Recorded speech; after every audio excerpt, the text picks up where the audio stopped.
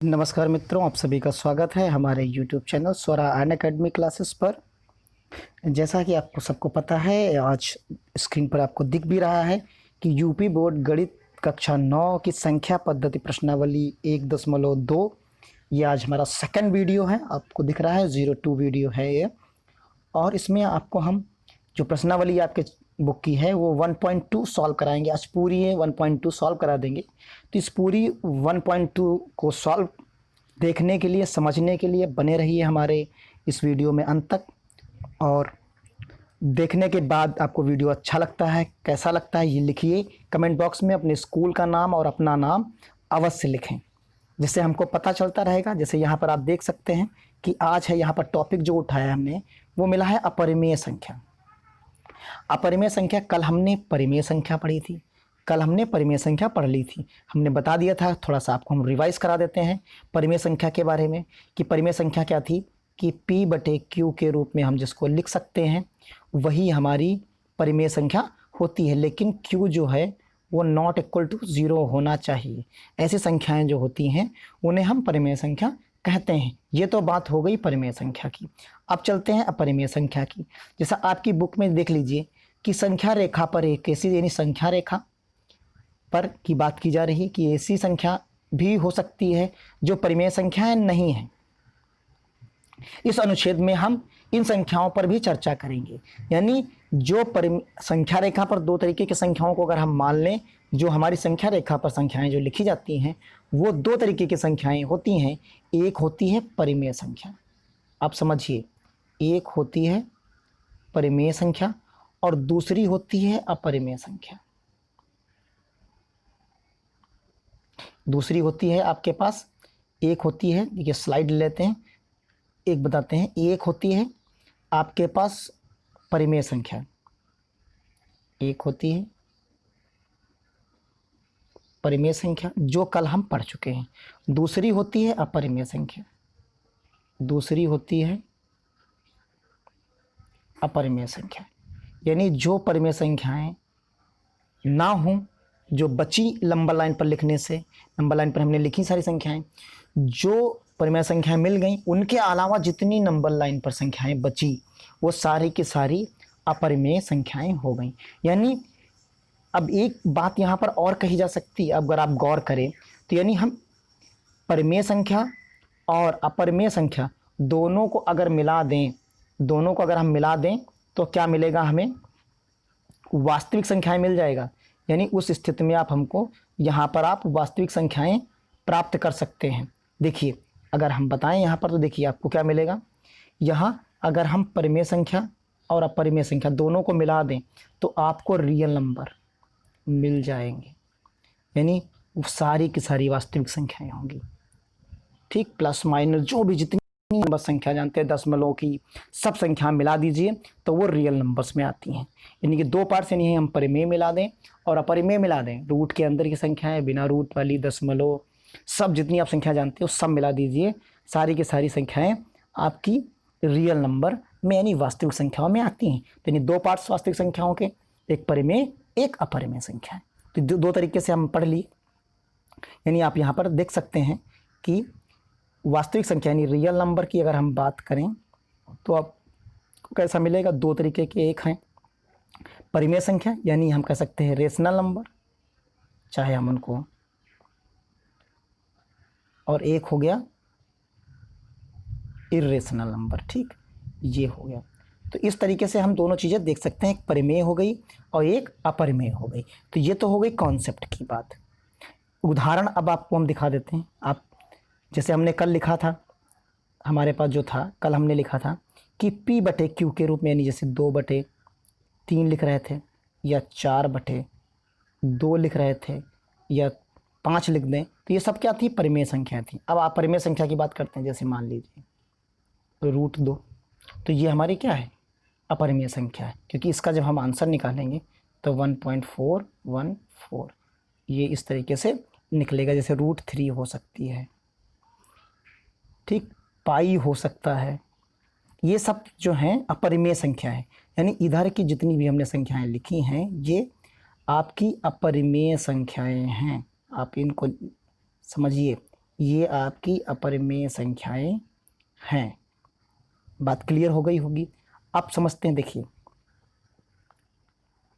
अगर यहाँ पर कह दें हम थोड़ी देर के लिए √9 की बात कर दें तो ये अपरिमेय नहीं होगी, क्योंकि इसका आंसर 3 आएगा, यानी ये क्या हो जाएगी, परिमेय हो जाएगी।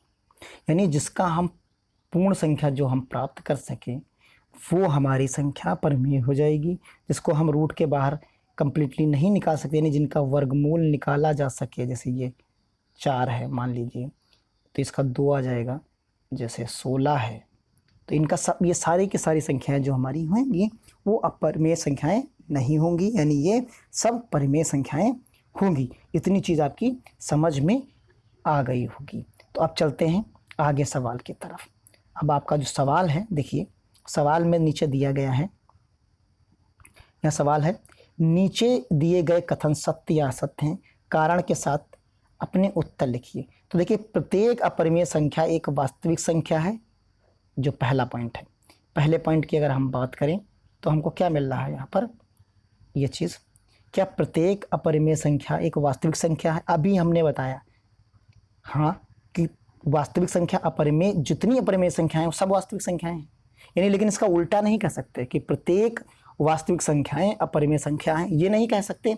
लेकिन प्रत्येक अपरिमेय संख्या, यानी जो अपरिमेय संख्या है प्रत्येक, वो सारी की सारी जो है वास्तविक संख्या है। यानी हाँ, हमारा उत्तर क्या होगा, हाँ होगा, यस, हम कह सकते हैं हाँ सारी अपरिमेय संख्याएं वास्तविक संख्याएं होंगी, क्योंकि हम जानते हैं, अभी हमने पढ़ा है कि वास्तविक संख्याएं दो संख्याओं से मिलकर बनती हैं, अपरिमेय और परिमेय से। ठीक, ये हमारी बात हो गई इसका। और देखिए जैसे इसका उदाहरण हमने यहाँ पर एक्सप्लेनेशन बिल्कुल सटीक लिख के आपके लिए रखा है इसकी स्लाइड में। देखिए जैसे पहला पॉइंट है, पहले पॉइंट में क्या है, क्योंकि वास्तविक संख्याएं का संग्रह परिमेय और अपरिमेय संख्याओं से मिलकर बना है, अतः प्रत्येक अपरिमेय संख्या वास्तविक होती है, अतः ये कथन सत्य है। तो ये बात आपकी क्लियर हो गया होगा। अब अगला आपका टॉपिक पढ़ते हैं। अगला पॉइंट है इसमें जो दिया है, ये इसलिए हम लिख के रखते हैं स्क्रीनशॉट पे कि स्क्रीन पर, कि आप अपनी नोटबुक में आसानी से लिख सकें। आपको क्योंकि लिखना भी होता है नोटबुक में, एग्ज़ाम में भी लिखना पड़ेगा, इसलिए कहीं पर गलती ना होने पाए। और आप बार बार वीडियो भी देख सकते हैं, कई बार आप वीडियो देखिए, बिल्कुल समझ में आएगा। और आप बगल में नोटबुक अपनी रखिए, बुक रखिए और बराबर लिखते जाइए, समझते जाइए। और उन सब चीज़ों को हम एक्सप्लेन करते हैं। अगर कहीं नहीं समझ में आता है आप कमेंट बॉक्स में लिखिए, उस पर फिर से चर्चा भी की जा सकती है समय निकाल कर। अगली संख्या देखिए, संख्या रेखा का प्रत्येक बिंदु √m के अनुरूप का होता है। m एक प्राकृत संख्या है। तो इन्हें कहा कि संख्या रेखा पर क्या ऐसा होता है कि यानी √m में हम सारी चीज़ों को लिख सकें। √m यानी m कोई भी नंबर हो सकता है, 1 2 3 4 5, यानी m हमारी क्या होगी, एक प्राकृत संख्या है जो संख्या रेखा पर केवल इस बिंदु पर में ही स्थित होना चाहिए, जबकि संख्या रेखा पर दो क्रमिक संख्याओं के मध्य अनंत संख्याएं होती हैं। तो ये कथन क्या हो जाएगा, इसका उदाहरण समझिए आप। इसका एक्सप्लेनेशन जो है आपको हम समझाते हैं, इसका जो है एक्सप्लेनेशन आपको हम समझा रहे हैं। समझिए, देखिए यहाँ पर जो आएगा उदाहरण के लिए हम समझाते हैं। इस जगह पर देखिए यहाँ पर आपको मिलेगा, इनके कहने का मतलब ये है कि जैसे हमारे पास ये नंबर लाइन है 0, ये है, यहाँ हमने माना 1, यहाँ माना हमने 2, इस तरफ माना -1, इधर माना -2। इस तरीके से चीज़ें हमारे पास हो सकती हैं। तो देखिए यहाँ पर क्या है, माइनस हमने 2 मान लिया। अब देखिए ये नंबर जो इन्होंने m प्राकृत संख्या की बात की है वो तो 1 2 3 3 चल रही, इस तरीके से चलेंगे सो ऑन। लेकिन देखिए आपके सामने जो हमने बनाया है नंबर लाइन, उसमें आप देखिए कि जो ये पोर्शन होगा इसमें तो बहुत सारी होंगी ना, इसमें तो 1.2 भी होगी, 1.3 भी होगी, 1.4 भी होगी, 1.5 भी होगी, इस तरीके की बहुत सारी संख्या होंगी। और ऐसी भी होंगी 1.2 1 3 3 4, इस तरीके की बहुत सारी संख्याएं आप लिख सकते हैं ना। तो वो तो नहीं इसके अंदर आ रही हैं। तो इस वजह से ये कथन आपका जो है क्या हो जा रहा है, गलत हो जा रहा है, यानी ये कथन आपका क्या हो जाएगा, असत्य हो जाएगा। क्लियर हो गया होगा। प्रत्येक वास्तविक संख्या एक अपरिमेय संख्या, अभी हमने पहले वाले स्टेटमेंट में ही बताया कि प्रत्येक वास्तविक संख्या अपरिमेय संख्या नहीं हो सकती, क्योंकि अपरिमेय और प्लस परिमेय दोनों मिलकर ही वास्तविक संख्या बनाती हैं, यानी परिमेय हो गई और प्लस अपरिमेय दोनों संख्याएं जब मिलती हैं तो क्या बनता है, वास्तविक संख्या बन जाती है। ये चीज़ आपकी समझ में अब आ गया होगा, यानी हम ये तीनों बिंदु आपने एक्सप्लेन के साथ समझ लिए होंगे और अब नोट डाउन भी कर सकते हैं।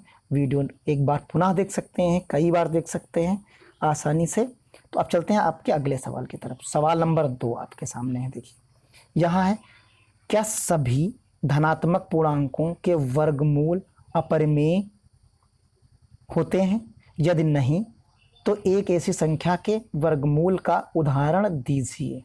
अब एक उदाहरण देना है, ठीक, और धनात्मक पूर्णांकों की बात करनी है, यानी 1 2 3 4 इस तरीके से सो ऑन। तो आपके पास बहुत सारे उदाहरण हैं, यानी उसका उत्तर क्या होगा, नहीं, ऐसा संभव नहीं है कि सारी अपरिमेय संख्याएं हों। उसके उदाहरण क्या हो सकते हैं, 4 हो सकता है, 9 हो सकता है, 16 हो सकता है, 25 हो सकता है। इनके सबके जब वर्गमूल आप निकालेंगे, आपका यहाँ उदाहरण एक दिया हुआ है √9 का निकाल के 3 आ रहा है, तो हमारी क्या, अभी हमने इसके पहले भी एक्सप्लेन किया है कि 4 9 16 25 सबके क्या होते हैं कि वो सबके हमें पूर्णांक मिलते हैं और वो सब धनात्मक होते हैं, और वो हमारी की सारी अपरिमेय की जगह पर वो परिमेय संख्याएं होती हैं। तो इस तरीके से आपने अपना दूसरा सवाल भी समझ लिया होगा और समझ में आ भी गया होगा बहुत अच्छे तरीके से। चलते हैं आपके सवाल, अगले सवाल की तरफ। सवाल नंबर 3, दिखाइए कि संख्या रेखा पर 5 को किस प्रकार निरूपित किया जाता है। अब यहाँ पर आप देखिए, हमें संख्या रेखा पर उसे निरूपित करना है, तो इसको बहुत ध्यान से समझना है, और इस तरीके के सवाल आपके एग्ज़ाम में आ भी जाते हैं।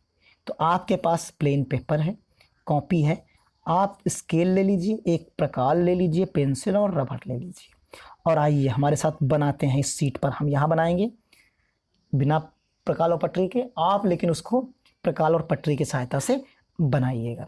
देखिए सबसे पहले हमने क्या किया, यहाँ एक जो है नंबर लाइन हमने खींची, सीधी सी नंबर लाइन हमने खींच ली। हो सकता है यहाँ पर टेढ़ी बन जाए हमारे हाथ से, क्योंकि हम बिना प्रकार और पटरी के बना रहे हैं। यहाँ देखिए हमने बनाया, एक खींचा 0, ये बिंदु हमें मिला 0। अब इसके बाद इधर होगा हमारी तरफ -1, इधर होगा -2, इसकी तरफ आएंगे हम 1, इसकी तरफ आएगा 2, इसकी तरफ आएगा 3। ये चीज़ें हम मान लेते हैं। अब देखिए ये हमारा बिंदु जो है वो 0 है। समझने की कोशिश करेंगे, पहले हम आपको समझाते हैं, समझ लीजिए फिर लिखना बताएंगे कैसे लिखते हैं इसको। अब यहाँ पर 0 है हमारे पास, मान लीजिए ये 0 है, तो इस बिंदु को हम मान लेते हैं O है, ठीक। और हमको जो संख्या दी गई है वो 5 दी गई। अब समझिए यहाँ पर ये 5 को हम कैसे लिख सकते हैं, 4 + 1 लिख सकते हैं। अगर हम लिखना चाहें तो 4 + 1 लिख सकते हैं इसको, और 4 1 + 1 को जो है अगर हम लिखना चाहें तो क्या लिख सकते हैं, √5 का स्क्वायर बराबर 2 का वर्ग और +1, ये भी लिख सकते हैं। अब इन्हीं चीज़ों को हम संख्या रेखा पर खींचते हैं। अब जैसे ही हमने देखा कि ये पाइथागोरस की तरफ कुछ बन गया, तो यहाँ पर जो √2 यानी √2 का स्क्वायर आ रहा है, तो इस चीज़ को हम मान लेते हैं, एक बिंदु मान लेंगे 2 पे, इस बिंदु को हम मान लेते हैं ए बिंदु मान लेते हैं। अब इस ए बिंदु को क्या करें, इस पे 90 डिग्री का कोण बनाते हैं, इस पे हम 90 डिग्री का कोण बना लेते हैं। इसको हम लिख देते हैं M, थोड़ी देर के लिए M लिख दिए। अब देखिए इस वाले बिंदु पर, जो यहाँ पर बिंदु है A वाला, इससे हम क्या करें कि हमको ऊपर की तरफ जाना है, तो एक हमारे पास है, यहाँ पर देखिए एक लेंथ हम मात्रक ले लेते हैं जो भी है हमारे पास। अब यहाँ से हम B पॉइंट एक चाप लगा देते हैं प्रकार में पेंसिल की तरह। यहाँ नोक रखेंगे इस A पर और यहाँ पर चाप लगा देंगे, ये बिंदु हमको मिल जाएगा बी। अब इन दोनों को हम मिला देते हैं आपस में। जैसे ही हम मिलाएंगे, अब देखिए ये दूरी हमको पता चल जाएगी। अब यहाँ से हम जैसे ही इस वाले ओ पे प्रकाल का नोक रखेंगे और बी पर जो है हम क्या करेंगे, पेंसिल की नोक रखेंगे और इसको आगे हम बढ़ाएंगे, तो आपको देखेंगे कहीं इस जगह पर लाके कट कर देता है, और जहाँ पर एक कट करेगा वही हमारा बिंदु और इसका वर्गमूल होगा। आप कह सकते हैं कि वही ये संख्या होगी। तो इस तरीके से हम यहाँ पर निरूपित कर सकते हैं। यानी हमको यहाँ पर जो कोण मिला है वो क्या मिला है, OAM मिला। तो आप ये तो चित्र तो बना लिए होंगे। अब हम लिखते हैं, कैसे हम इसको लिखेंगे उस चीज़ को आप समझिए। ठीक, ये चित्र अब आप यहाँ से हटा देंगे, आप ये नोट डाउन कर लीजिए, बना लीजिएगा इसको आसानी से।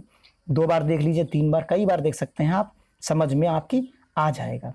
सबसे पहले हम 0 लेंगे, यानी 0 से 2 ले लेंगे क्योंकि 2 हमारा बिंदु निकल के आया है। फिर इसी तरीके से एक लेंथ उसकी जो 1 है उस 1 को हम लिख लेंगे। फिर 1 पे हमें पॉइंट बी मिल जाएगा, फिर वहाँ से हम चाप रख के लगा देंगे जो 2 और 3 के बीच में कहीं आके संख्या रेखा को कट कर देगा। ये चीज़ हो गई। अब आते हैं कैसे आपको लिखना है अपनी नोटबुक में। आइए लिखते हैं। देखिए यहाँ पर जो आपके पास लिखने के लिए आएगा वो हम सबसे पहले आप लिखेंगे अपनी नोटबुक में 5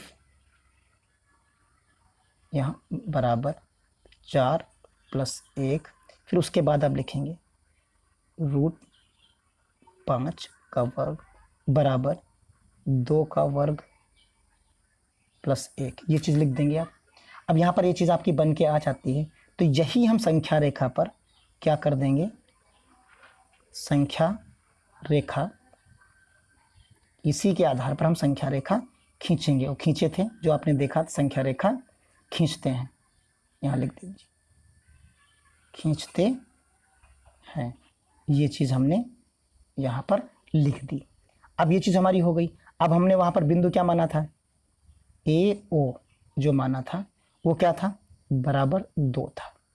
ये हमारा मात्रक के रूप में हम यहाँ पर लिख सकते हैं। ये चीज़ हो गई। उसके बाद हम कह सकते हैं, हमने कहा था कि कोण बनाइए 90 डिग्री का, तो OAM बराबर क्या आ जाएगा, आपका 90 डिग्री का कोण होगा। उसके बाद हमने बताया आपको कि AM जो है इस पे हम 1 से कट करेंगे और आपको कट करने पर क्या मिलेगा, हमें मिलेगा AB बराबर 1 मिलेगा। तो ये चीज़ आपने यहाँ पर लिख ली मात्रक को। अब इसमें क्या कर देंगे, इसके बाद हम देखिए आगे लिखते हैं यहाँ पर। फिर उसके बाद हम लिख देंगे कि हम OB को मिलाएंगे। यहाँ पर हम क्या करेंगे, OB को मिलाएंगे, OB को मिलाएंगे, को मिलाया। ठीक, हमने लिखा को मिलाया, मिलाया। ठीक, ये लिख दिया। ये चीज़ तो हमारी बन गई और हमने वो चित्र भी बना लिया। अब इसको हम जो है वेरीफाई करके देखते हैं क्या वाकई में सही है। अब देखिए जो त्रिभुज हमें मिला है, अब इस त्रिभुज को देखिए, अब इस त्रिभुज को हम देखते हैं, लिखते हैं यहाँ पर। देखिए यहाँ पर क्या मिलेगा हमें, हमने देखा कि त्रिभुज जो हमारे पास है वो क्या है, OAB, ये चीज़ त्रिभुज है हमारे पास। अब यहाँ त्रिभुज जो हमारे पास आया है उस त्रिभुज में हमने पाइथागोरस प्रमेय लगा देते हैं। ये आप सभी लोग जानते हैं, पाइथागोरस प्रमेय लगा देंगे। इसमें हम लिखेंगे OB का वर्ग बराबर OA का वर्ग प्लस AB का वर्ग, ये चीज़ लिख देंगे। अब यहाँ पर आप देखिए जो हमारे पास OA है वो आपके पास कितना है, 2 का वर्ग हो जाएगा, मात्रक था, यहाँ 1 का मात्रक था। ठीक, ये चीज़ हो जाएगी। आप जब इसको हल करोगे तो आपको क्या मिलेगा, 4 मिलेगा प्लस 1 मिलेगा, बराबर कितना मिलेगा, 5 मिलेगा। यानी हमारे पास क्या आ जाएगा, हमारे पास OB जो है वो आ जाएगा, OB बराबर आ जाएगा √5 मात्रक के बराबर आ जाएगा। और O हमारा क्या होगा, केंद्र होगा। यानी हम OB को त्रिज्या कह सकते हैं। ये हमारा क्या हो जाएगा, ये हमारी त्रिज्या हो जाएगी। ठीक, एक चाप ले लेंगे जो संख्या रेखा को 1, 2 और 3 के बीच में एक बिंदु हम P मान लें, Q मान लें, उस जगह पर काटेगी। इस प्रकार हम कह सकते हैं कि जो हमारा OB होगा, यानी अगर हम उस बिंदु को जहाँ संख्या रेखा पर कट करता है आके ऐसे जो चाप लगाएंगे वो कहीं 1 और 2 के बीच में जो कट करेगा के 2 और 3 के बीच में जो कट करेगा के वो बिंदु हमारा P है अगर मान लीजिए, तो ये क्या हो जाएगा उस तरीके से OB बराबर OP हमारा कितना हो जाएगा, 5 हो जाएगा। तो इस तरीके से हम इस सवाल को भी हल कर लेंगे। तो ये तरीका था इस वाले सवाल को बनाने का और समझने का। आप इस वीडियो को बार बार देख सकते हैं। अगर नहीं समझ में आया है तो आप सीधा सा फिर से बना लीजिए। देखिए एक बार और हम बना देते हैं जल्दी से। 0 है यहाँ पर, यहाँ 1 है, यहाँ पर 2 है, यहाँ पर 3 है। हमने सबसे पहले कहा आपसे कि आप एक नंबर लाइन पर जो है लाइन खींचिए, जो 2 नंबर को मानिए। यहाँ पर इस बिंदु को आपको क्या करना है, यहाँ पर 2 आएगा और इस जगह पर हमने मान लिया था इसको क्या है, A माना था। और इससे सीधी सी एक लंबी लाइन खींचेंगे जो 90 डिग्री का कोण बनाएगी और फिर यहाँ रख के एक चाप लेंगे जो बिंदु हमको B मिलेगा और ये हमारा M होगा। अब यहाँ से हमने एक बना था, इससे O से हमने क्या किया था, एक दूरी लिखी और एक चाप ली और इसको इस तरीके से बढ़ाया। ये जो बिंदु हमें मिला इस जगह पर वो मिलता है P 2 और 3 के बीच में। तो अब आप देख सकते हैं कि जो दूरी है हम आपको दिखाते हैं यहाँ पर अलग रंग से। तो देखिए जो दूरी आपकी O से लेके P तक की और O से लेके B तक की दोनों की दूरियां जो आप निकाले हो, OB बराबर OP वो कितनी आई है, √5 के बराबर आपकी जो है दूरी मिलती है। इस तरीके से आप फाइंड आउट कर लिए हैं। तो ये एक बार हमने पुनः फिर आपको बता दिया है। मैं उम्मीद करता हूँ आपकी समझ में आ गया होगा और ये समझ में आ गया तो आप देखिए इसको बार बार पढ़िए और अपने मार्क्स भी एग्ज़ाम्स में अच्छे लाइए और पढ़ते रहिए। आने वाले भी वीडियोस लाइक करिए, सब्सक्राइब करिए मेरे चैनल को और अपने दोस्तों तक भी पहुँचाइए।